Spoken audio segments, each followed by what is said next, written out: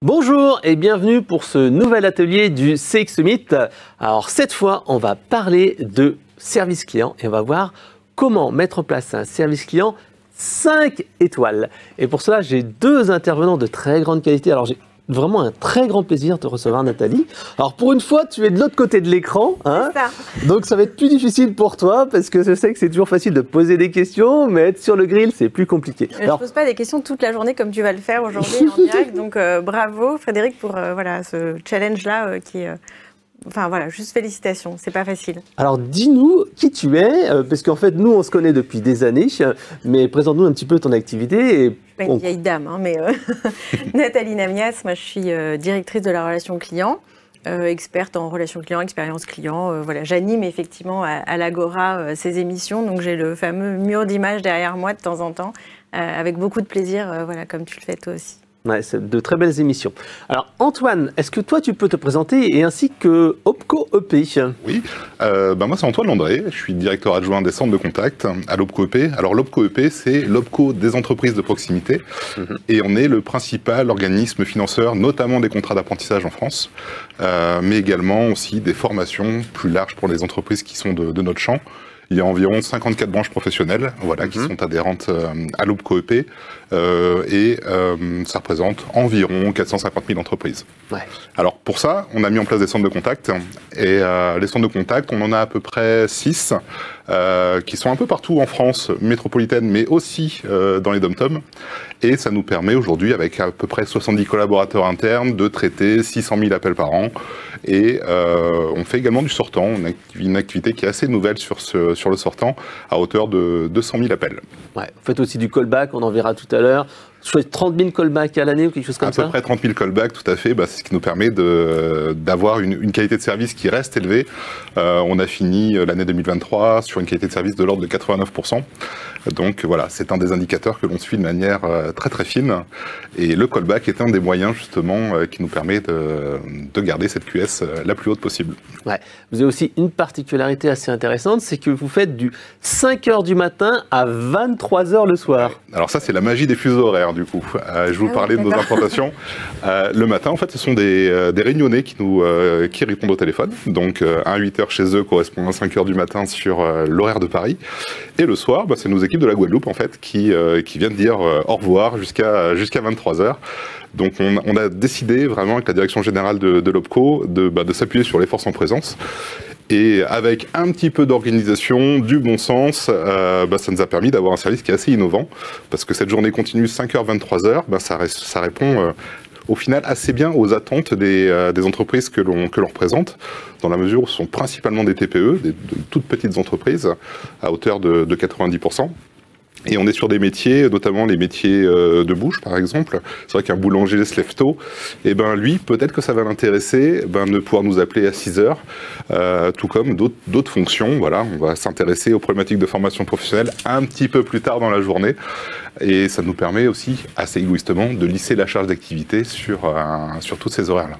Ouais. Je crois qu'il y a une dizaine de personnes à La Réunion, 4 à la Guadeloupe. Ouais. Sur 70, c'est quand même beaucoup.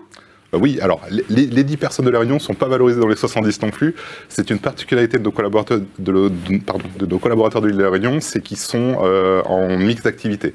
Ils ont un autre métier, principalement de gestion, et ils viennent à tour de rôle. Donc il y a de 2 à 4 collaborateurs qui viennent tourner le matin sur les métiers de téléconseiller. Alors que j'ai des équipes dédiées, j'ai 4 personnes sur l'île de la Guadeloupe qui font ça à temps plein. Donc en fait, ils commencent eux leur journée l'après-midi, heure Paris, et c'est eux qui assurent l'astreinte jusqu'à 23h le soir. Ouais, et je pense que vous avez comme d'habitude une activité en cloche, enfin dans d'autres chamoufs. Et est-ce que ça prend vraiment beaucoup des appels à 5h du matin et 23h quand même? Alors 5h du matin, il y a déjà le public local, parce qu'on a aussi nos entreprises de La Réunion qui sont contents d'avoir des collaborateurs aussi de là-bas qui répondent.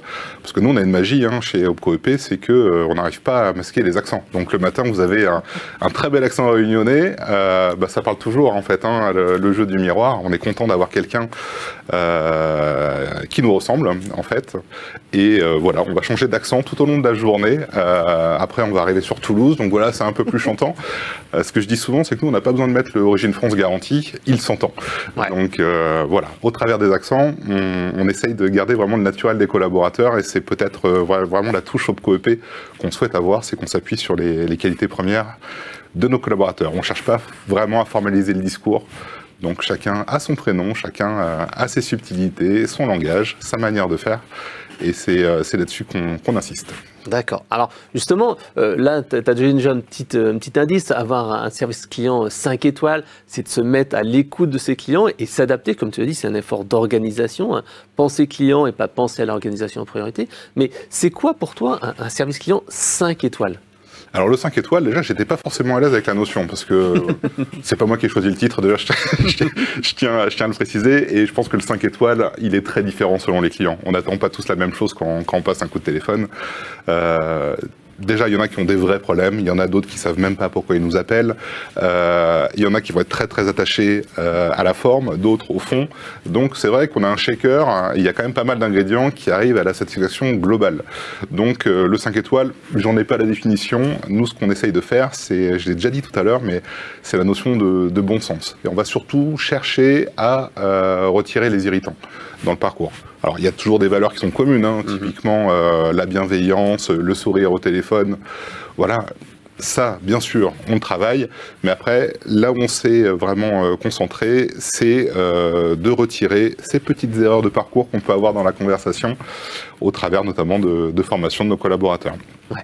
Tu m'as dit aussi que ce qui s'entend parfois, c'est le matériel ou les conditions de travail. Et vous, vous dites, voilà, tiens, il y a un petit truc qu'on néglige un petit peu trop souvent, par exemple, c'est le casque. Pour vous, vous dites, voilà, ça, c'est un petit truc, on fait un focus là-dessus, déjà pour qu'on ne se croit pas, en fait, à l'usine avec un centre de contact, où il y a tout le monde qui est dans le brouhaha. Bah, ça revient de nos expériences personnelles. Hein. Souvent, on arrive sur une hotline et on entend peut-être plus le téléconseiller d'à côté que celui qui est en train de vous parler. Ou alors avec ce fameux laps de temps où pendant 10 secondes on dit allô, allô, il se passe rien, et là on entend tout un brouhaha, on se croirait à la bourse à la belle époque avec les traders qui envoyaient les ordres. Et en fait, aujourd'hui, il y a des solutions techniques. Alors, ça demande un petit investissement, mais il y a des casques avec réducteur de bruit qui permettent vraiment d'apporter un confort justement pour le client qui nous appelle, mais aussi de moins fatiguer aussi le téléconseiller, lui qui toute la journée a son casque sur les oreilles. Et alors ça peut paraître simple, hein, mais voilà, je pense que c'est un vrai investissement et ce n'est pas une dépense superflue que de choisir du matériel de qualité. Ouais. Donc tu m'as dit aussi quelque chose qui est important, c'est chasser les irritants. Ça, c'est vrai ? Ouais, bah chasser les irritants. Ça tient à pas beaucoup de choses. Des fois, il y a le mot malheureux qui va vous mettre en difficulté dans la conversation. Il y a également les irritants, c'est souvent la promesse non tenue. Celle-là, elle est dure. Donc nous, un des maîtres mots qu'on donne vraiment à nos téléconseillers, c'est pas de promesse en l'air, déjà. Si on dit quelque chose, on s'y tient. C'est la même chose sur la promesse du 5h, 23h. Hein. Si on le propose, c'est qu'on le fait. Le callback, si on dit qu'il est immédiat, il est vraiment immédiat. Voilà, on respecte toujours la parole donnée. Alors, peut-être que dans le monde des centres de contact, c'est une habitude. En tout cas, nous, on n'est pas du tout du sérail. Donc, la relation client, elle est assez nouvelle hein, chez OpcoEP. Ouais. On l'a fait avec notre bon sens, avec notre vision client. Donc, ça peut-être être artisanal, mais en attendant, pour nous, ce sont des valeurs qui sont vraiment importantes. Ouais. Ouais. Alors, donc il y a cet aspect-là, donc véritablement de l'écoute, s'adapter. Vous faites aussi de l'enquête en fait post-appel. Donc là, ça c'est vraiment important d'avoir ce feedback pour gérer les mécontents, pour coacher. Qu'est-ce que vous en faites exactement et qu'est-ce que vous avez mis en place ?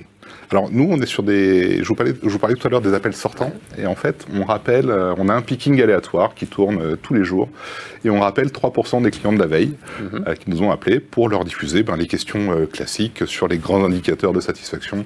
La satisfaction globale, le taux de résolution au premier contact, le NPS, la courtoisie aussi. Donc il y a 4 questions, 4 thématiques ? Il y a 4 thématiques principales, tout à fait. Et ça nous permet, nous, de manager notre activité, et ça nous fait aussi un filet, parce qu'on a une question aussi sur la satisfaction globale, où si la note est inférieure à 6 sur 10 en satisfaction, automatiquement, on peut enclencher le rappel d'un conseiller de niveau 2 pour ne pas rester sur une mauvaise expérience. Donc voilà, c'est des dispositifs de filet que l'on remet, et on essaye ainsi de verrouiller cette fameuse satisfaction. Mais voilà, ce ne sont que des chiffres. Je raconte souvent une petite anecdote qui nous est arrivée. Le meilleur indicateur de satisfaction, c'est la boîte de chocolat qui arrive au bureau. Ça, je ne pensais pas le rencontrer dans mon métier des centres de contact. Donc voilà, c'est le parcours. Un jour, vous recevez un Teams en disant « Tiens, Antoine, on a reçu une boîte de chocolat au siège parisien, à l'attention d'une collaboratrice. » Je dis « Mais qu'est-ce que c'est cette boîte de chocolat ?» Eh bien, c'était simplement un notaire qui était content du conseil qu'il avait reçu par une collaboratrice d'Occitanie. Et c'est là la magie, parce qu'on utilise nos vrais prénoms, notamment. Donc, cette boîte de chocolat, elle est repartie de Paris, elle allait jusqu'à la conseillère, et ça fait plaisir, en fait. Donc, c'est pas du 5 étoiles, mais non, une belle boîte de chocolat. Je pense que le collaborateur est toujours très valorisé par rapport à ça. C'est des pratiques, c'est vrai qu'on pouvait voir il y a encore quelques années, qui ont tendance à disparaître. Alors, c'est pas parce qu'on a non plus la branche des chocolatiers en branche adhérente au POP.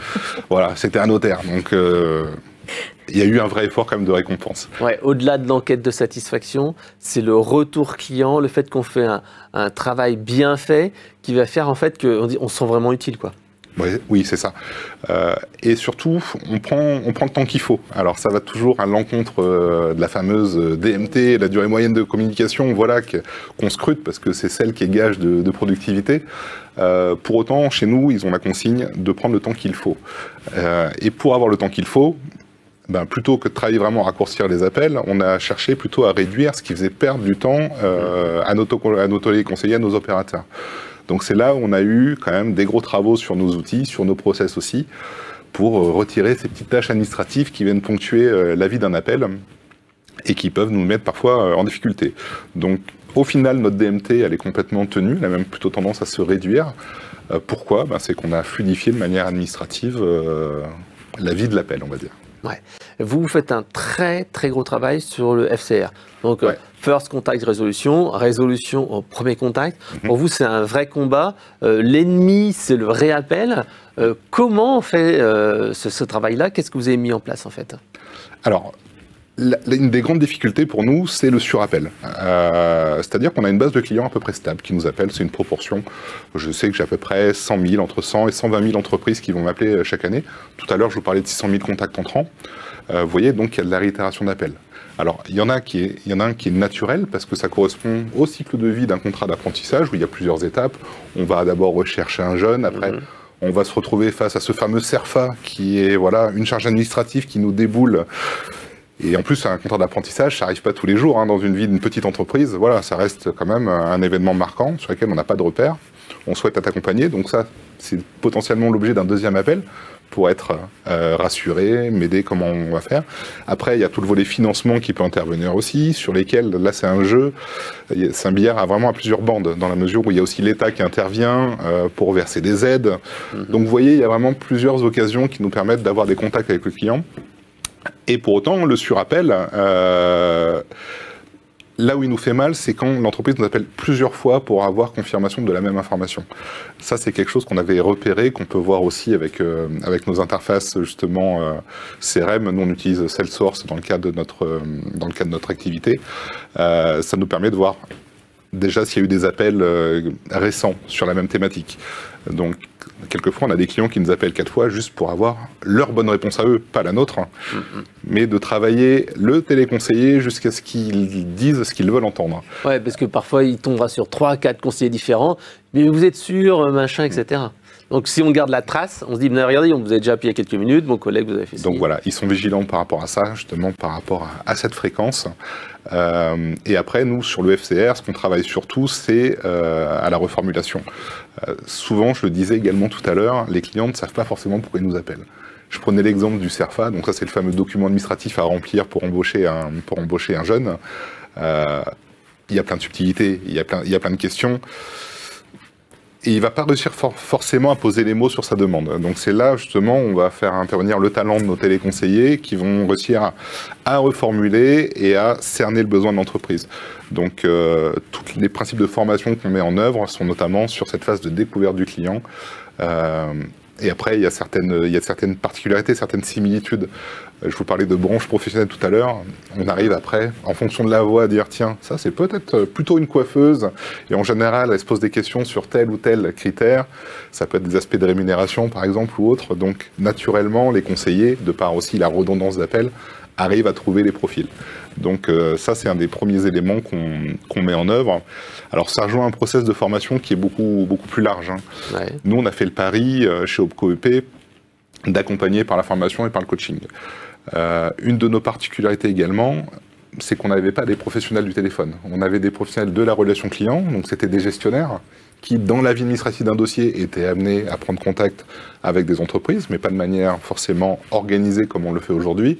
On avait également des conseillers de proximité, donc qui eux étaient plutôt sur le terrain, qui sont venus au métier du téléphone. Et on a voulu garder ces particularités-là et on les a plutôt aidés à mieux appréhender le canal téléphonique. On a créé du coup des cycles certifiants. En fait, au début, on s'est un peu creusé la tête pour trouver des formations qui pouvaient justement nous mettre ce petit tampon qui vient récompenser la fin d'un cycle de formation. Et ce à quoi on a été confronté, en fait, c'est que le niveau de validation du diplôme final était sur un niveau de qualification qui était inférieur à ce que mes collaborateurs avaient déjà. Donc, si vous avez un bac plus 2, bac plus 3 et que je viens vous certifier niveau bac, c'est pas forcément très valorisant pour le collaborateur. Et ça ne lui donne pas non plus une grande importance dans la chaîne de valeur de l'entreprise. Donc ce dont on a fait le choix, en fait, c'est de créer notre propre certification interne. Donc on s'est appuyé sur des modules du marché. On a construit vraiment un parcours qui vise à faire monter en douceur, en compétence, nos collaborateurs. Donc c'est de l'alternance de formation en groupe, entre collègues, des phases de coaching également, et à la fin avec une soutenance. Donc, devant un jeu... Pour tous les collaborateurs, il y a une soutenance à la fin ? Une soutenance à la fin. Alors, moi, j'y voyais en plus un double avantage. C'est que ça m'a permis de faire la promotion des métiers en interne. Parce que dans le jury, je fais bien attention de mettre des directions aussi qui ne sont pas, ou qui sont éloignées de la relation client. Parce que sur les nouvelles activités, il y a toujours des freins. Hein. Le changement, vous le connaissez, en disant... Oui, au téléphone, ils ont dit des bêtises, alors que nous, avant, c'était beaucoup mieux. Peut-être que c'était mieux avant, mais voilà, ce qu'on veut surtout insuffler, c'est qu'on travaille la qualité et qu'on n'ait pas, cette image de call center qui traite de la masse très rapidement, sans faire attention à la finalité du message délivré. Et c'est sur combien de temps cette formation interne ? Alors là-dessus, c'est des formations qui s'étalent en général sur 6 mois. On a plusieurs dizaines d'heures, je crois qu'on était sur 60 heures ou 70 heures, plus des heures de coaching. Et c'est toujours une épreuve quand même pour les collaborateurs, parce que quand on est sur un métier depuis longtemps, se remettre dans un cycle, dans l'apprentissage tout à fait. Et surtout, on ne l'imaginait pas, mais c'est la soutenance finale qui pose problème. Le simple fait de devoir prendre des cas clients, les exposer à un public, autant on est très à l'aise avec un client, autant devant un jury, le fait d'avoir 3-4 têtes en face de soi, tout de suite, ça s'interroge un peu plus. Donc on sort de la zone de confort et ça s'est plutôt bien passé quand même pour tout le monde. On est aussi dans une logique de bienveillance. Tout à fait. Et surtout, pour nous, c'est aussi très intéressant parce qu'ils nous disent notamment ce qu'ils ont retenu, ce qu'ils ont reçu comme information pendant cette phase-là. C'est des petits trucs et astuces, on a forcément des gens qui sont mécontents, donc ça, au téléphone, c'est quand même assez particulier à appréhender. C'est l'usure aussi, en fait, qui est très compliqué. Voilà. Et on a souvent l'effet miroir aussi, donc c'est vrai que quand on n'est pas à l'aise, on laisse des occasions aux clients de pouvoir peut-être un peu monter dans les tours, le ton peut augmenter, donc il y a la gestion du silence sur lesquelles on a beaucoup travaillé également. Voilà, les petites expressions qui permettent de reprendre un peu le dessus et de baisser la pression, le fameux « c'est-à-dire ». Donc la phase silence, le c'est-à-dire, qui tout de suite, mécaniquement, celui-là, il est magique, ça va faire baisser la pression. Ouais, quand il y a des insultes, tu me disais, le c'est-à-dire, ça permet justement de dire, la personne se repose des questions, se rend compte que finalement, elle a peut-être été un peu trop loin, quoi. Complètement. Et après, on parlait d'irritants aussi. Il y a les tics de langage qui sont fréquents. Le voili-voilou qui est super sympathique entre nous. Mais voilà. Cette semaine, moi aussi. Au téléphone. Ouais. Je ne savais pas quoi lui dire parce que je savais que c'était pas quelque chose à me dire, mais pourtant il finit son argumentaire et il me dit voilà. Ouais, c'est vrai que c'est du parler, c'est très sympathique, mais peut-être que c'est pas le niveau de langage qu'on attend. Non, il était supposé me vendre un site internet. Le voilà, Non, alors. Bah non, alors. Ouais. On en rigolait aussi avec un collaborateur qui il disait souvent « Allez, la balle est dans votre camp ».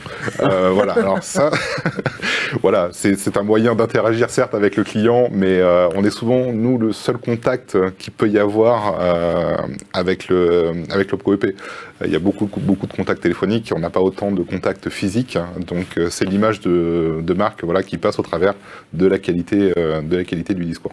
Ouais. Mais toi, donc, on a parlé de 60 heures de formation sur une durée quand même qui est assez longue de ton expérience. Est-ce que c'est ce que tu avais déjà mis en place dans les entreprises précédentes ou c'est beaucoup, c'est pas trop? Parce que c'est vrai que... En fait, je pense que ça dépend effectivement du niveau de maturité en fait, de l'entreprise et de l'exigence qu'elle place autour de la relation client et de l'expérience client.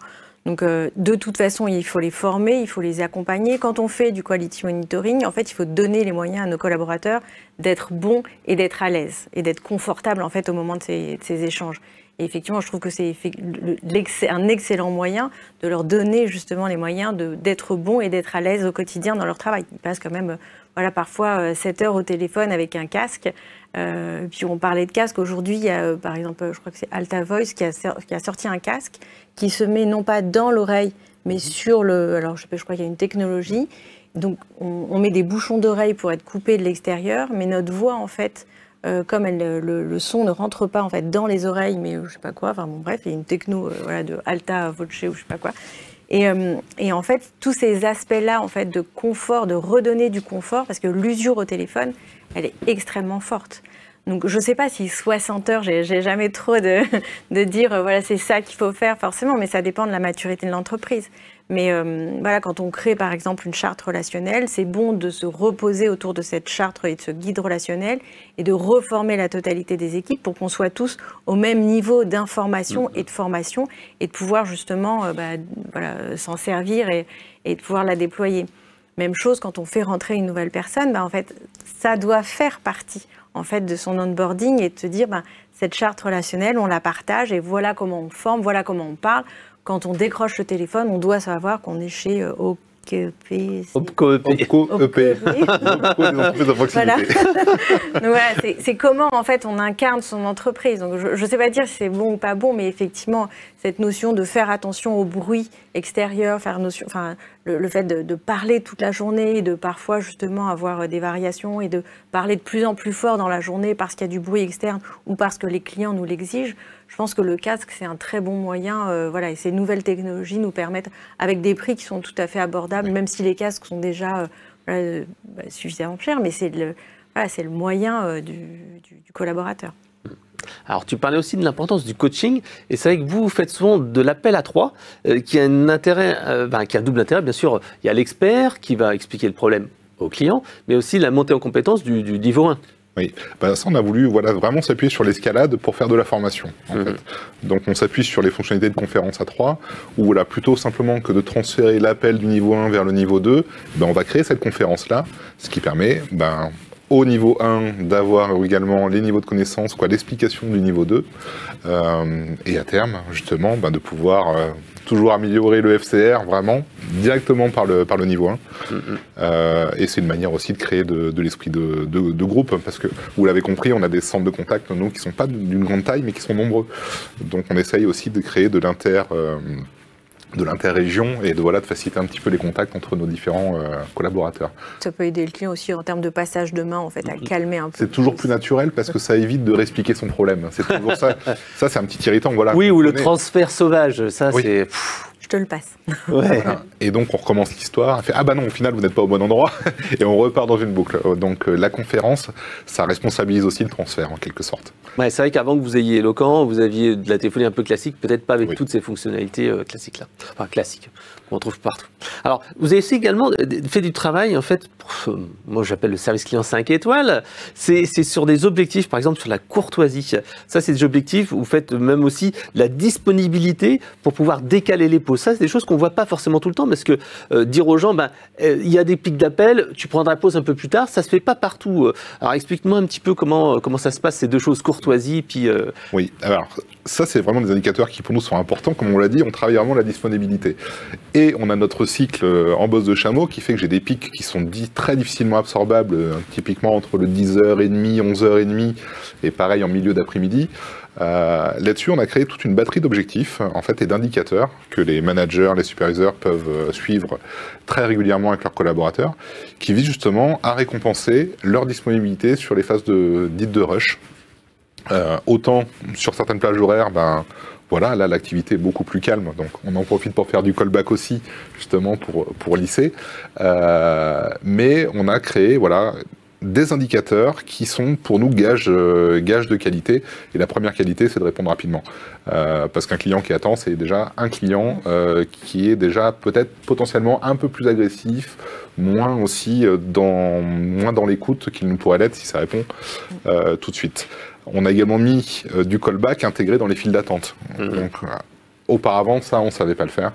Donc, on avait cette jolie petite musique qui pouvait tourner longtemps, jusqu'à aboutir je vous parle à l'époque Covid, où c'est vrai qu'on avait, on a grandi avec le Covid et il y avait forcément des grandes volumétries d'appels. Quand je vous dis ça à l'époque, pour nous, une grosse volumétrie d'appels, c'était 200, 300 appels par jour. On avait déjà un petit peu la sueur qui arrivait.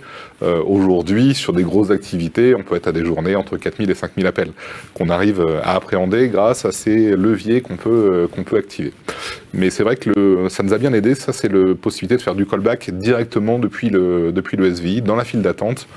On a un choix clavier qui nous permet d'être appelé et d'éviter d'attendre trop longtemps. Il y a un petit message, vous en avez marre d'attendre ou quelque chose comme ça, un truc un peu plus... Un peu plus travaillé, mais non, ça arrive directement dans notre outil Eloquent, du coup, et ça crée ce qu'on appelle un ticket de rappel, qu'on peut honorer quelques minutes plus tard, une fois que le rush est passé. Justement, est-ce que la personne choisit son créneau, ou alors on va vous rappeler, ou vous faites des engagements de rappel? Alors là-dessus, on travaille vraiment, nous, à travailler sur l'immédiateté. Ça, c'est vraiment notre axe de développement sur 2025. Aller jusqu'au bout de notre disponibilité maximum. Donc on a travaillé les plages horaires, vous avez compris qu'elles sont très très larges. On a travaillé aussi notre QS un maximum. Et là, l'idée serait vraiment de pouvoir proposer des demandes de rappel immédiates sur tous nos environnements informatiques. Parce qu'on a plusieurs portails en fonction des différents dispositifs de formation que vous voulez engager, aussi en fonction des différentes cibles. Donc là, l'idée serait de pouvoir encapsuler du callback immédiat, parce qu'en plus, on a des outils qui permettent d'aider à la navigation. On a déployé Apizee. Quand on a déployé Eloquent, on a également mis cette solution-là en place. Alors Apizee, c'est le module de visio-assistance qu'on a intégré dans nos outils pour ceux qui ne suivent pas. Donc ça permet vraiment de voir l'écran de notre client. Du mirroring. Oui, et la particularité qu'on avait avec Apizee, pourquoi on a mis du temps à trouver un outil, c'est qu'on voulait un outil qui soit uniquement à la main de l'entreprise cliente, que nous, on ne puisse pas interagir dessus, et que ce soit lui qui lance le partage, c'est lui qui le coupe. Donc il n'y a pas d'histoire de responsabilité et de garder la main sur le poste du client. Et ça, Apizee était la seule solution qui permettait cette subtilité-là, qui nous arrangeait bien d'un point de vue responsabilité, pour être certain que le client est maître de sa navigation. Ouais, c'est vrai que c'est important. Alors, tu nous as dit quelque chose qui est important aussi, c'est le zéro script. Comment on fait du zéro script pour assurer une qualité de service et pas exposer sa DMT ? Le zéro script, c'est plus l'état d'esprit, vous l'avez compris. On parle de formation, on parle de coaching. Et le script, pour moi, il réunit toutes les conditions pour aboutir à de la satisfaction. Parce que, comme je vous le disais, quand un script est bien adapté, quand il y a une question qui est précise. Au départ, nous, c'est un petit peu, le champ des possibles est énorme. Donc, on préfère travailler sur des techniques, donner des boîtes à outils ou autres aux conseillers pour réussir à bien définir le besoin. Et après, chacun y va avec sa fibre. Ils vont avancer de manière différente. Alors, on fait aussi de l'accompagnement. On a des niveaux 2 qui se déplacent sur site régulièrement. Des principes d'accompagnement, des doubles écoutes sur des demi-journées entières, sur lesquelles on partage l'utilisation des outils. Tiens, tu pourrais gagner un petit peu de temps en faisant comme ça. Des parcours de navigation. Là, encore une fois, ça s'apparente au coaching, tout simplement. Mais pour nous, voilà, le remède au script, c'est la formation et l'accompagnement, tout simplement. Okay.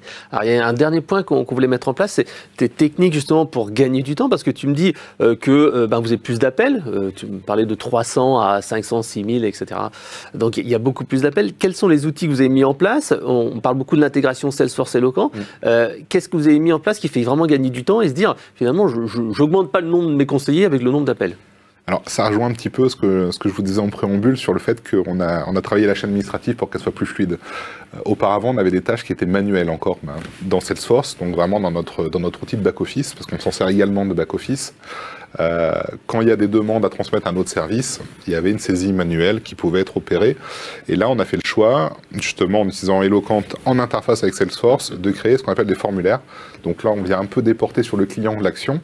C'est-à-dire qu'on va lui pousser un formulaire par un mail qu'il va recevoir de manière immédiate en fonction d'une thématique. On en a à peu près une quarantaine qui sont exploitées aujourd'hui.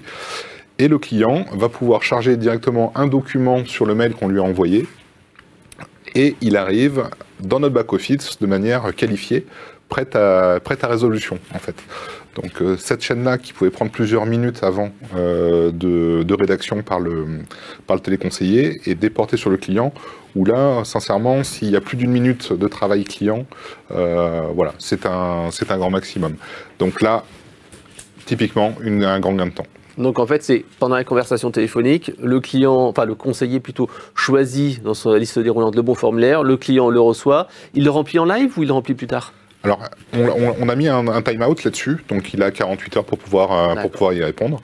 Il peut y répondre également tout de suite, mais ça évite toute cette chaîne d'emails qu'il pouvait y avoir, qui se croisaient, qui était assez fastidieux. Et surtout, ça permet d'avoir un suivi immédiat. Donc il y a l'accusé de réception directement par l'entreprise. Et à résolution, nous aussi, on peut faire des campagnes sortantes, justement, pour dire, vous nous aviez envoyé ces éléments-là, sachez que votre dossier est résolu, vous allez accéder au financement ou à toute autre demande. Voilà. Ouais. Alors, dernière question, après, je passerai bien sûr à Nathalie. Vous avez fait le choix de ne pas utiliser le petit numéroteur intégré à Salesforce, mais vous voulez en fait avoir plutôt la solution Eloquent complète, avec une vision globale. Pourquoi vous avez fait ce choix-là ? En termes de confort conseiller en tant que tel, on a voulu donner un environnement de travail qui soit le plus confortable possible, utiliser Salesforce pour toutes ses capacités propres à Salesforce. Ouais. Et quand on embarque en fait le volet Eloquent encapsulé dans Salesforce, ça nous réduit un petit peu l'affichage. Donc on préférait avoir, nous on a des logiques en double ou triple écran. Triple écran ? Oui, avec un PC portable que vous rouvrez. Donc voilà, ça fait un peu panneau de contrôle, mais ça vous permet d'avoir vos différents environnements informatiques qui sont toujours ouverts. Donc on va avoir un Eloquent qui nous permet de jongler avec les différentes fonctionnalités de l'outil, sur lesquelles on peut voir les historiques d'appels, sur lesquels on peut lancer après les conférences, voir également les statistiques en temps réel de ce qui se passe sur le call au global, où en sont mes collègues, est-ce qu'il y en a qui sont plus ou moins en difficulté, les durées moyennes d'attente. Donc voilà, mon vrai métier de téléconseiller, il est là, sur cet écran-là. Après, j'ai mon back-office, j'ai potentiellement aussi mes portails en ligne de service, et une petite messagerie qui est dans un coin, avec un petit Teams, parce que ça, c'est quelque chose qui est très, très utilisé.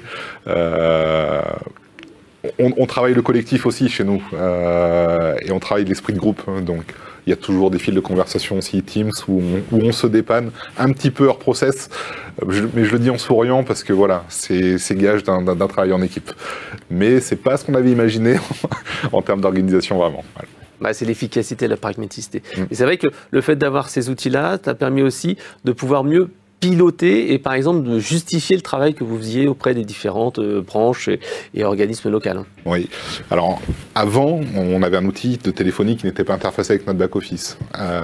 Donc très très dur de pouvoir vous donner les statistiques que je vous ai données tout à l'heure sur le nombre d'entreprises qui viennent à nous contacter, sur la redondance. Aujourd'hui on peut avoir des profils types d'appelants, on peut avoir un usage quasiment infini de toutes ces statistiques-là. Je peux vous dire que voilà, peut-être qu'un Bordelais, une coiffeuse bordelaise appelle 2 fois plus qu'une coiffeuse lilloise. On peut faire des stats infinies par rapport à ces données-là. Et ça ne demande pas un gros effort de qualification surtout, parce qu'on a des reconnaissances directement de numéros de téléphone et de SIRET dans l'interfaçage Salesforce Eloquent. Il y a juste quelques petites cases à cocher pour le conseiller en qualification en fin d'appel, mais c'est assez digeste. Et c'est aussi un objectif aussi de nos téléconseillers, sont objectivés aussi sur la qualification des appels et sur le bon enregistrement de ces derniers. Ok. Alors maintenant on va passer à toi Nathalie. Quelle est ta juste avant, mais je trouve que c'est très intéressant de s'imaginer à quel point on a changé et de se dire on était un centre, la relation client. on ne comprend pas trop ce qu'elle fait. Et aujourd'hui, je trouve qu'on devient en fait un asset de l'entreprise parce qu'on a cette donnée-là. Et que plus on aura rangé notre chambre, c'est-à-dire de ranger nos données, de les structurer dans des outils de CRM et de téléphonie, etc., qui sont justement complètement interfacés. Mais on arrive parfois, moi je suis arrivée parfois à 16 sources de données, mais toutes ces sources de données, elles sont à la relation client, elles sont dans nos centres de relations clients, et on devient un asset de l'entreprise parce qu'on a cette donnée qui est complètement rangée, classée, qu'on peut cruncher et redonner. On la redonne au marketing pour parler du produit, on la redonne aux achats, par exemple, on peut la redonner à la comptabilité, à la finance, à toutes sortes, de tous les services de l'entreprise. Et c'est aussi comme ça qu'on passe de la relation client à l'expérience client, parce qu'on désilote et on va travailler avec la totalité des services. Et on a cette donnée, faisons en sorte, non pas de la facturer, mais en tout cas d'en faire une valeur et de devenir un asset de l'entreprise, tout comme notre service. Et arrêtons de nous parler de centre de coûts. Voilà. Ça, c'est vrai. Ça, c'est tout à fait vrai. Ça justifie la qualité et l'investissement qu'on fait dans son centre de coûts. Mais les investissements, effectivement, tout ce que vous avez dit part vraiment de bon sens. Mais nous, ça nous a pris du temps, je pense, dans nos métiers, de se dire, quels sont, comment ce fameux service 5 étoiles. Alors, c'est effectivement de travailler avec les collaborateurs. Vous parliez d'irritants. Les collaborateurs savent très bien les irritants de nos clients. Donc, on n'a pas besoin. On peut faire des enquêtes, c'est très bien, mais quand on voit les taux de retour, c'est compliqué. Mais les collaborateurs savent très bien où sont les irritants. Donc, et puis, c'est aussi d'abord les leurs. Donc, avant de demander à traiter les irritants des clients, parlons des collaborateurs. Et effectivement, c'est fameux, très humain, de parlez-moi de moi. Donc, mais quand on vous demande de vous parler, de parler de vous, en fait, vous comprenez quel est votre métier, vous le remettez en valeur, vous le remettez en perspective, et vous partagez effectivement avec vos managers qu'est-ce qui ne va pas. Ouais. La notion d'amélioration continue, de traiter un certain nombre d'irritants. Bien sûr, on sait pourquoi on nous contacte, grâce à cette donnée, grâce à des outils. On connaît les causes d'insatisfaction parce qu'on a des motifs de contact qu'on peut parfois digitaliser ou pas, et où on veut garder l'humain. Et voilà, on vous remercie pour ça parce qu'il y a tellement de tendance justement à éviter cet humain. Mais nos collaborateurs savent ce qui fonctionne et ce qui ne fonctionne pas. Écoutons-les. Effectivement, cette notion de FCR, je trouve ça extrêmement intéressant. Mais il y a des agents, quand on parle par exemple de faire la même présentation, je pense que vous avez dû le vivre, souvent pour le crédit, en fait, la façon dont on doit présenter un crédit. Il y en a un, à la fin de l'enquête, il va avoir ça va se passer de façon très courte et il va avoir une très bonne note. Et d'autres collaborateurs, en fait, ça va se passer beaucoup plus long et en plus, il a une mauvaise note. Ils ont exactement, parfois même le même script. Mais comment ils font? Donc, de partager des bonnes pratiques. Là aussi, je pense que c'est aider, accompagner, vous le faites avec les formations, mais c'est de compléter en fait avec l'aide des autres. Voilà, ces fameux teams, c'est comment tu fais toi, de partager, d'anonymiser, bien sûr, pour respecter les collaborateurs, mais de partager les bonnes pratiques. Il y en a toujours, c'est Montessori qui faisait ça, mais il y en a toujours qui savent mieux sur certains sujets. On ne peut pas tout savoir sur tout, on ne peut pas être bon sur tout. On le voit quand on le fait les quality monitoring, on ne peut pas mettre, il y a 4 axes de progression. Non, il y en a un. On va t'aider, on va t'accompagner, on va potentiellement te trouver peut-être un tuteur ou un sponsor dans les équipes. Vous avez une chance inouïe de pouvoir justement identifier et de partager. Donc moi, je trouve ça extrêmement intéressant. Donc, mais posez la question à vos collaborateurs, je pense qu'ils savent exactement là où ça ne va pas, de travailler sur l'amélioration continue, je trouve ça absolument génial. Donc le 5 étoiles, c'est effectivement de travailler avec les collaborateurs, travailler avec les clients. Alors, on connaît leurs motifs. Avant même de poser des questions, encore une fois, les taux de réponse aux enquêtes sont de plus en plus basses. Vous avez ce corpus d'échanges, que ce soit de la téléphonie ou du mail, des appels. Tout ça, c'est tout à fait possible aujourd'hui de pouvoir cruncher toute cette donnée, de pouvoir identifier et de pouvoir traiter. La notion de FCR, elle tient parfois à l'agent, elle tient parfois à nos process. Facilitons-les. Quand c'est facile pour le collaborateur, c'est facile pour le client. Et puis parfois, elle tient aussi à une organisation en local. Donc vous l'avez, parfois il se passe quelque chose ou parfois il se passe dans un autre service. Donc le FCR, il dépend de plein de choses. Voilà, vous avez déjà beaucoup de chance de pouvoir le calculer facilement. Ouais. Ce qui n'est pas toujours le cas, même avec des outils très performants comme vous les avez. Voilà, il y a des outils de CRM où c'est plus compliqué parce que est-ce que c'est la X fois qui nous a appelé, en combien de temps? Enfin, j'imagine que ce sont des questions que vous avez dû vous poser. Exactement. Définir en fait, et après, où est notre niveau d'exigence? Définir le bien du pas bien, voilà. Qu'est-ce qui est normal, qu'est-ce qui n'est pas normal dans Ouais. cette procédure, et d'identifier effectivement le motif de contact qui a un FCR normal, et là où on déborde, et d'aller traiter ce FCR. Et là où j'ai des difficultés, moi, c'est qu'il n'y a pas de chiffres, il n'y a pas de réalité absolue dans le secteur. Quand on lit un peu des choses, on lit tout et n'importe quoi. Ça dépend de l'activité, ça dépend de tellement de choses. Complètement. Et donc là-dessus, j'en reviens au bon sens, mais voilà, c'est après notre expérience et en faisant que l'on apprend et qu'on corrige éventuellement. Mais c'est très peu documenté, cette partie-là. Sur la théorie, elle est très présente. Ouais. Alors Nathalie, tu disais aussi que c'était important d'avoir de l'engagement des collaborateurs, justement pour ce objectif service 5 étoiles. Comment on fait pour avoir des collaborateurs engagés? Tu parlais de l'importance d'aller au contact, par exemple d'organiser des petits déjeuners. Dis-nous un petit peu quelles sont un petit peu tes préconisations. Je suis très petit déjeuner, déjeuner, dîner, ça. Je pense, on parlait par exemple des services clients, mais il y a des services clients qui sont outsourcés. Oui.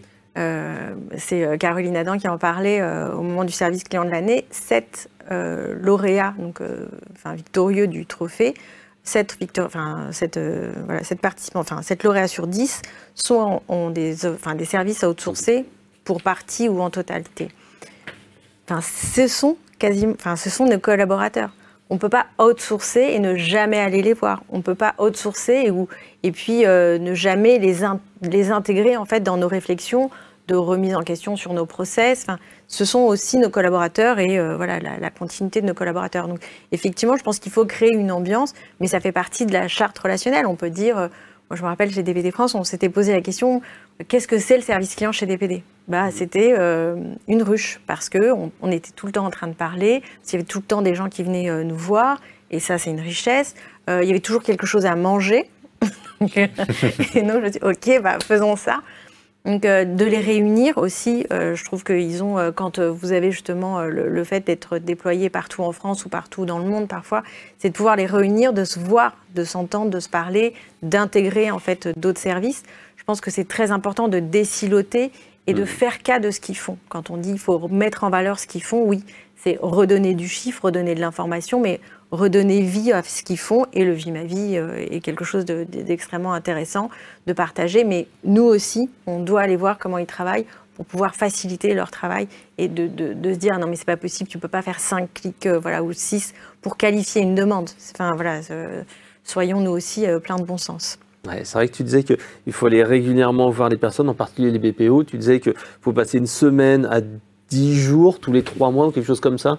Complètement, et je pense qu'on n'est pas les seuls à le faire. De nouveau, un directeur général qui vient, quand on arrive à le faire venir dans des centres d'appel qui soient internalisés ou externalisés, qui fasse de la double écoute, en fait, à chaque fois qu'on a fait ça, donc on a fait, que ce soit le directeur général, le directeur national des opérations, et même le DSI, en fait, mais dans les 3 semaines, alors déjà c'est immédiat, ça veut dire que en fait, quand il finissait l'appel, finalement, il appelait le chef d'agence, il appelait la personne qui n'avait pas forcément fait bien son travail. Donc, tout d'un coup, c'est le DG qui appelle, donc forcément, ça va plus vite.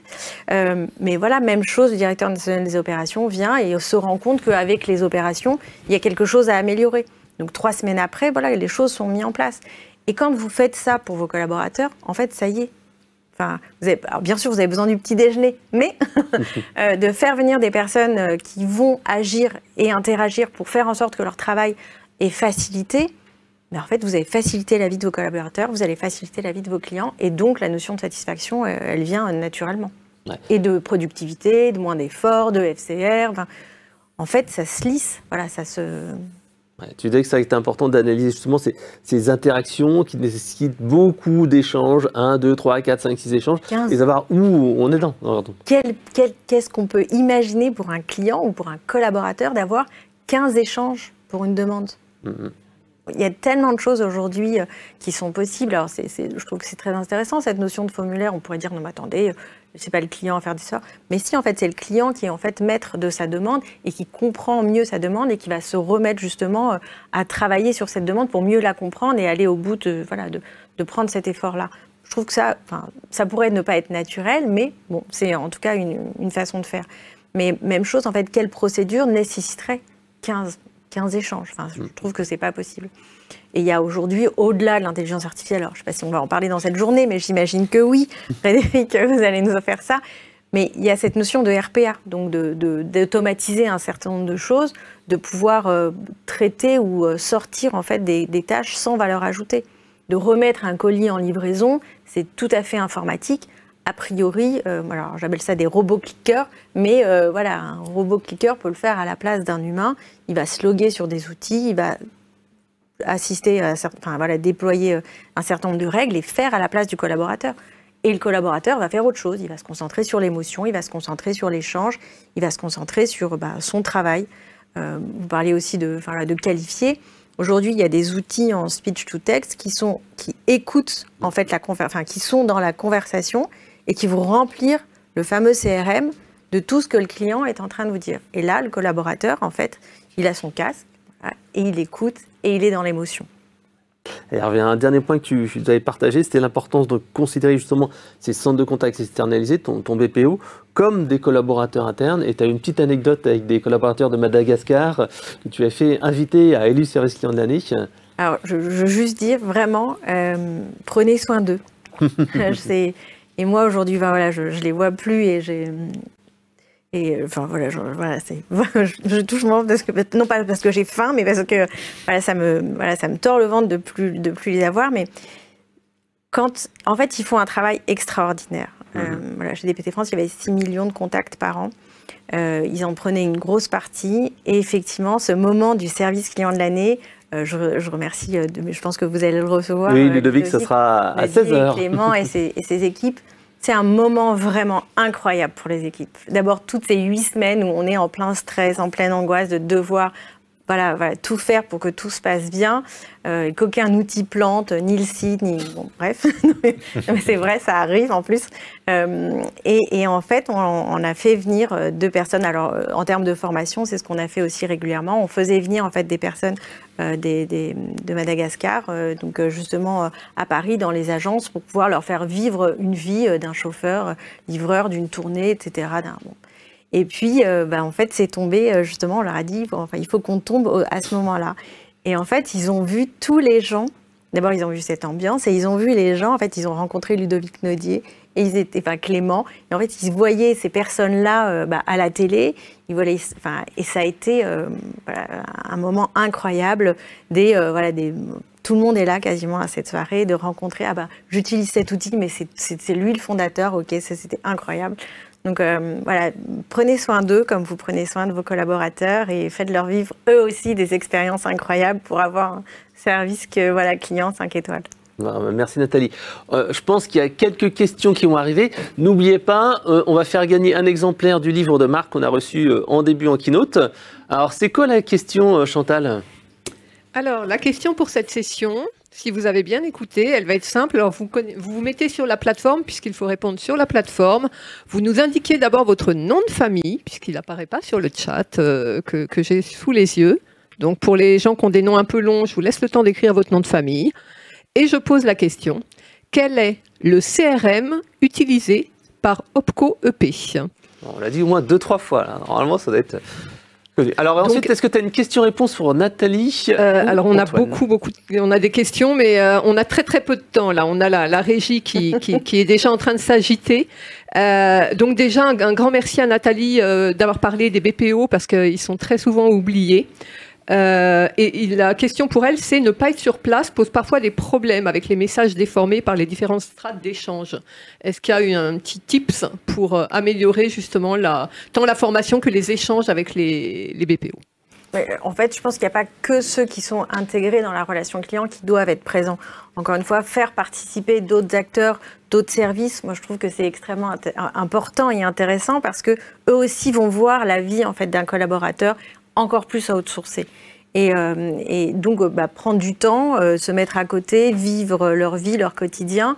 Il y a aussi cette responsabilité sociale et sociétal qu'on a quand on externalise, à l'offshore notamment, c'est d'accompagner les équipes. Maintenant, en termes de messages, voilà, c'est la même chose. J'avais un guide relationnel pour les équipes en interne. Le guide relationnel, il est aussi pour les équipes en externe. C'est exactement les mêmes formations, les mêmes informations et on partage exactement le même niveau. Moi, je sais qu'on les avait aussi intégrés à des moments un peu stratégiques de groupes de travail où ils ont complètement intégré, même à distance, voilà, des groupes de travail avec nous en France. Mais dans ton guide relationnel, il y a quoi dedans en fait? Parce que c'est une bible de 500 pages, c'est une bible de 10 pages. Non, surtout pas. Non. On a créé en fait ce guide relationnel de la façon dont si on décroche le téléphone, on sait chez qui on est. Et parce que on traduit un certain nombre justement de messages, c'est comment on va rassurer un client, comment on va reformuler. Et en fait, il y a des mots, il y a des termes, il y a des engagements. C'est faire ce qu'on, justement, dire ce qu'on fait et faire ce qu'on dit. Ces valeurs-là, en fait, qui étaient de l'entreprise, on les a déployées au cœur de la relation client. D'accord. Voilà. Mais non, ça faisait... et alors, c'était très intéressant parce qu'il y avait le moment de la formation. Ils repartaient avec un petit livret. Et donc, il y avait le livret qui s'ouvre. Et sur la page de droite, en fait, ils pouvaient écrire en fait, leur façon et de revenir au moment de la formation en disant voilà ce que j'ai écrit et de repartager aussi avec le reste des équipes qui étaient même chose partout un peu en France. Ah, d'accord. Alors, une question encore, Chantal ? Alors, très rapidement pour Antoine, mais vraiment très rapidement, il nous reste peu de temps. Je vais essayer de rassembler les questions de Julien et Charles, qui s'intéressaient plus particulièrement au contenu des formations. Savoir si c'était des formations plutôt clients et outils que des formations métiers. Et puis, Charles qui voulait savoir si vous pouviez partager le planning et les compétences acquises, mais je pense que ce sera un peu trop long pour cette fois-ci. Mais voilà, le type de formation, on ne s'oriente pas forcément sur des formations métiers, mais plutôt customer-centric. Voilà, c'était une question. Les formations métiers, elles sont récurrentes. Ça, c'est tout au long de l'année. On a des sessions hebdomadaires de remise à niveau, de partage de foires aux questions, en fait, qu'on fait sur tous nos publics. Après, le cycle certifiant, lui, il était vraiment sur le comportemental. Et c'est là où je parlais de coaching, où c'est très, très important. On venait chercher vraiment d'une montée en compétences plus intérieure, en fait. Et le rapport au téléphone. En fait, c'était notre premier axe de développement, c'était le rapport au téléphone.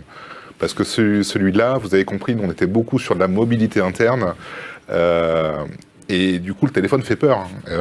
Et encore aujourd'hui, quand j'ai des collaborateurs qui me rejoignent, ils ont peur de ce canal-là. Pour autant, ils en font tous les jours. Mais le fait de se dire que je vais en faire tout le temps, ça pose problème. Donc on a un peu désacralisé, voilà, on a remis de l'humain derrière tout ça. On parlait des scripts de la même manière. En fait, on a essayé de casser vraiment tous les a priori qu'il y a sur ce fameux canal téléphone qui fait peur. Et après, on a vraiment alimenté une boîte à outils. Donc les trucs et astuces, on en a partagé quelques-uns tout à l'heure, mais on vient vraiment sur de la mise en situation, sur comment je reprends la main sur un appel. Donc c'était vraiment très très centré sur les réflexes à avoir dans une conversation téléphonique. Alors Chantal nous fait signe qu'on va...